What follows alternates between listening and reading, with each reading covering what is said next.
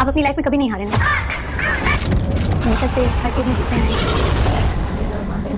हैं। देखिए hello friends, मेरा नाम है शमसे सोडी। आप देख रहे हैं मेरा चैनल। अस्सलाम वालेकुम दोस्तों। और आज हम बात करेंगे ड्रामा से शिद्दत की 30वीं और 31वीं किस्त के टीज़र के बारे में। सबसे पहले वही बात करते हैं कि हमारा प्यारा सा नौफिल भाई सुल्तान को मैसेज करता हुआ ज़ुबिया बन के कहता हुआ कि आपने इतनी ज़्यादा तस्वीरें लगाना क्यों शुरू कर दिया है, मैं तो जल रही हूँ। लेकिन उधर सुल्तान अपनी हसद की आग में जल रहा है कि उसकी बीवी उसे इतना ज़्यादा जो है तरखा रही थी, तरसा रही थी। अब उसे पता चल गया कि कोई इसरार नामी दिमक है जो उसको लग चुका है और जिसकी वजह से वो अपनी खूबसूरती जो है वो खो रही है। धीरे धीरे से वो जो है पर किरदार हो रही है, ऐसा उसे लग रहा है। बाकी हमारी असरा ऐसी नहीं है दोस्तों। दूसरी तरफ हमारा प्यारा सा नौफिल बार बार मैसेजेस किया जा रहा है कि कह रहा है कि एक बार मुझसे बात कर लो, सिर्फ हाई कर लो, कुछ तो कर लो, मैं तुम्हारे लिए इंतज़ार कर रही हूँ। तुम मुझे अपना नाम ना दो लेकिन मुझसे बात तो करो। मुझे इतनी बड़ी शख्सियत से बात करने में मज़ा आता है। मैं तुम्हारे बिना नहीं रह सकती। 2 दिन हो गए, 3 दिन हो गए, कहाँ हो सुल्तान, मेरे दिलों के सुल्तान कहाँ हो। लेकिन सुल्तान कहता हुआ कि बड़ी अजीब औरत है, खुद की मंगनी हुई है और मुझे जो है पटा रही है, और दूसरी तरफ मेरी बीवी भी मुझे जो है तरखा रही है। किसी इसरार नामी दिमक के पीछे पागल हो गई है। सारी औरतें एक जैसी होती है, घर में कोई बाहर कोई। छी, सुल्तान की सोच पे थू है, इतनी घटिया सोच औरतों के बारे में।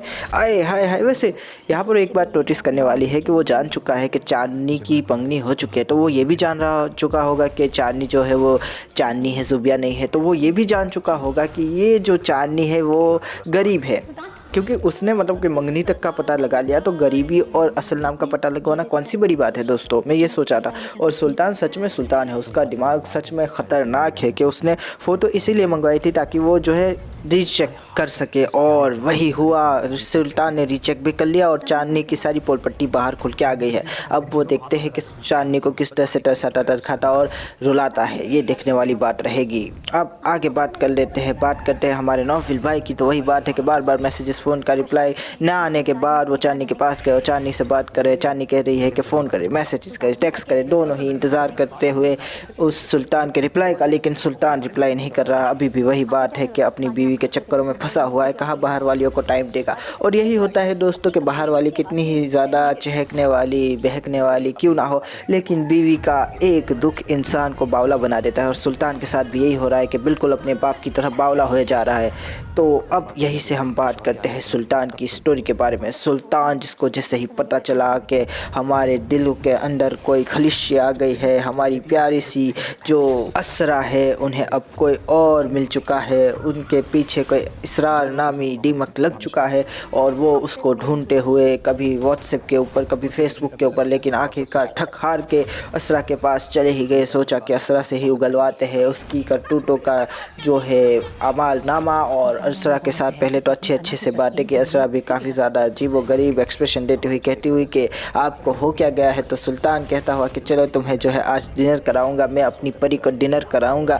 और फिर जो है असरा से तैयार होने की सिफारिश करते हुए असरा को जैसे ही तैयार देखा, सुल्तान ने बाहों में बाहें डाल दी और वहाँ से चले गए डिनर करने के लिए। कहा कि आज हमारी बेगम साहिबा जो मंगवाएगी वही खाएंगे। तो बेगम साहिबा बड़ी ही ज़्यादा ओवर हो गई और बातें करने लगी और सुल्तान कहने लगा कि तुम्हें कोई कभी पसंद आया। असरा ने कहा नहीं। फिर हमारे सुल्तान ने कहा कि कभी कोई तुम्हें अच्छा लगा।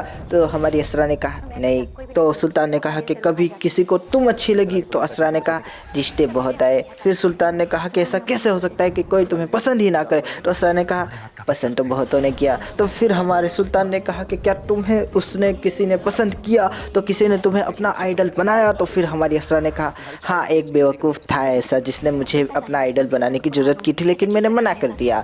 और फिर सुल्तान कहता हुआ कि अच्छा कुछ नाम वाम तो होगा उसका, मलिक ज़ुबैर ऐसा कोई नाम। तो उसने कहा कि हाँ असरार। लेकिन जैसे ही इसरार किया, हमारे प्यारे से सुल्तान के चेहरे पे 12 बज गए। उसके चेहरे पे खून आता हुआ, उसके चेहरे पे गुस्सा आता हुआ, उसके चेहरे पे जो है काफ़ी ज़्यादा हसद आती हुई वो कहने लगा कि ऐसा कैसे हो सकता है, मेरे फूल पे कोई और भौरा आके कैसे बैठ गया, किस किस तरह से वो तुम्हें जो है खूबसूरती की तारीफ़ करके चला गया, किस तरह से वो तुम्हें जो है अपना आइडियल बना सकता है। असरा और इसरार नाम भी कितना मैच करता है, परफेक्ट जोड़ी जैसा कुछ लगता है। सुल्तान ये नहीं सुन पाया और बस वहाँ से असरा को लेकर चला गया। उसको सुनाता हुआ, उसको टरखाता हुआ, उसको कहता हुआ कि मेरे साथ इतना कुछ हो गया और मुझे पता ही नहीं चला, मैंने बस आसपास होते हुए ये देखा था। और हम जानते हैं कि आसपास से उसकी क्या मुराद है, लेकिन बाद में वो बोला कि मेरे साथ ये होगा, मैंने कभी नहीं सोचा था। लेकिन फिर वही बात है, अपने बाप की तरह शक की मिजाज का सुल्तान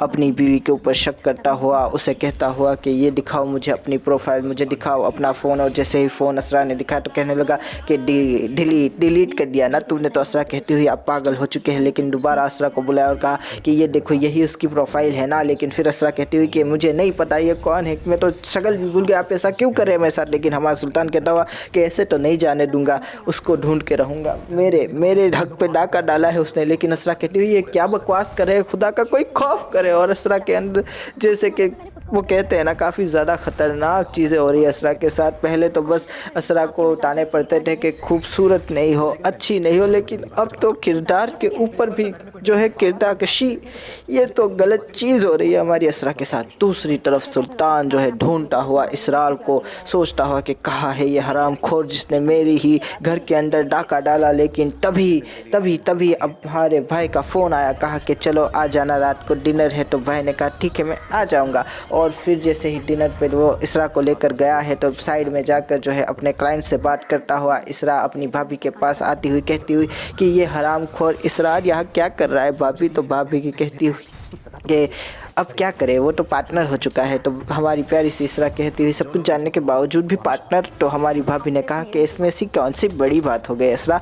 लेकिन वही बात है कि असरा बेचारी अकेली खड़ी हुई थी, तो हमारे इसरार से असरा की अकेलापन देखा नहीं गया, उसकी जो है तन्हाई देखी नहीं गई। तो उसके पास चला गया, बातें करने लगा। असरा कहने लगी कि हाँ क्यों आ रहे हो, क्यों मुझसे बातें कर रहे हो। लेकिन उतने में ही सुल्तान आ गया और सुल्तान ने कहा कि मेरे फूल के ऊपर फिर से एक और भौरा, ये कहीं इसरार तो नहीं, ये कहीं वो हरामखोर तो नहीं। और बस सुल्तान ये सोचता हो उसके पास आ गया, कहा कि तुम्हारा नाम क्या है। असरा ने बात बदलने की कोशिश की, लेकिन सुल्तान को कौन घुमा सकता है जो असरा घुमाएगी। और बात वही थी कि नाम जैसे ही उसने आया किया कि मैं हूँ इसरार, तो सुल्तान के चेहरे पे टेश आता हुआ, गुस्सा आता हुआ और सोच रहा हुआ कि तेरी अपनी बीवी नहीं है तो तू मेरी बीवी के ऊपर लाइनें मारेगा, यहाँ पर आकर मेरी बीवी की तारीफ़ें करेगा। और कहता हुआ कि कैसे है आप, असरा को कैसे जानते हैं। लेकिन तभी वो कहता हुआ कि असरा तो चाँद है, रात को चमकती है और दिन में एक सूरज की तरह रोशनी देने वाली एक रोशनदान है। लेकिन वही बात है कि सुल्तान कहता हुआ बीवी मेरी है, लेकिन सारे के सारे गुण जो है वो तुझे मालूम कैसे है। और अब मज़ा आएगा क्योंकि अगली किस्त के अंदर हमारा प्यारा सा सुल्तान असरा से कहेगा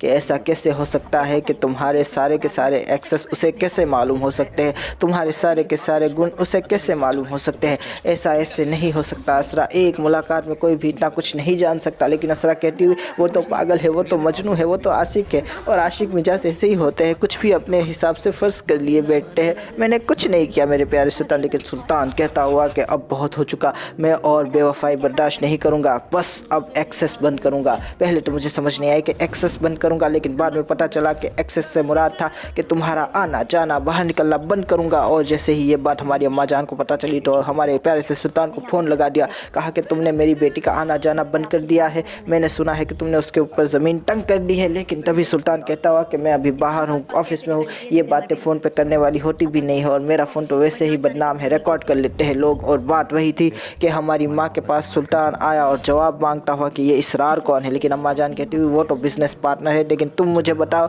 ये हीरोइन कौन है। लेकिन तभी हमारी प्यारी सी मतलब कि जो सुल्तान है उसके चेहरे के ऊपर सारे के सारे गम के बादल छिड़ते हुए कहता हुआ कि ये कैसे, मैं तो यहाँ पर इसकी बेटी की चोरी पकड़ने आया था, लेकिन इसने तो मेरी डकैती पकड़ ली। मैं इसका गला जो है पकड़ने आया था, लेकिन इसने तो मेरा ही टेटवा दबा दिया। अब मैं क्या करूं। लेकिन क्या करेगा सुल्तान, क्या माँ के सवालों का जवाब देगा या फिर पलटवार करेगा और कहेगा कि इसरार कौन है और वो मेरी बेटी से वो मेरी बीवी से क्यों मिलता है, क्या है उसके अंदर ऐसा जो मुझ में नहीं है, जो असरा उसे इतना जो है प्रोटोकॉल देने लगी है। लेकिन असरा बिल्कुल भी प्रोटोकॉल नहीं दे रही। लेकिन ये कह रहे हैं ना, मैंने जैसा कि कहा कि शक की मिजाज वही अपने बाप की तरह थर्ड क्लास सोच रखने वाला सुल्तान है। क्या करेंगे दोस्तों। तो आशा करता हूँ आपको ये वीडियो पसंद आएगा। अगर पसंद आए तो लाइक कीजिए, शेयर कीजिए, सब्सक्राइब कीजिए, ज़्यादा पसंद आए तो कमेंट भी कीजिए। थैंक यू, खुदा हाफिज़, अपना ध्यान रखिएगा। Thank you. जिंदगी के किसी भी मैदान में तो ये सोचकर उतरा ही नहीं कि मैं हारूंगा। माने ना माने दिल, ये तू मेरा नहीं।